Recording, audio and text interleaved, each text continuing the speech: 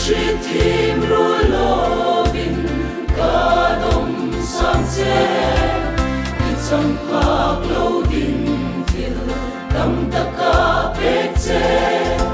Sin không kalam hoi chu ilo pet san si Fak itim tanoi luita Inum na muling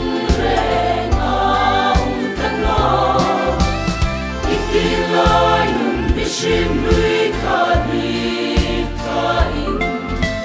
Nungril tharau thar bin in thuk thara Kasuk sul shelovin felakan maya Tsapo na tama chung imrong kapa Sinkhom kalal Ron nem chun Fela suk sul nokta noro amiti Fak itim tanoi luita Inum na muling reng tano Itilay nun bishim lui kani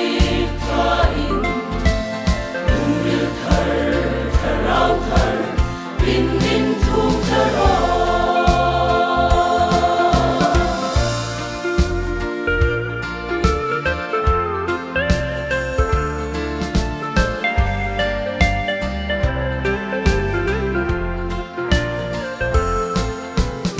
Olal pa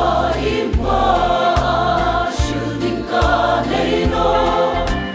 Kasuk suling kimma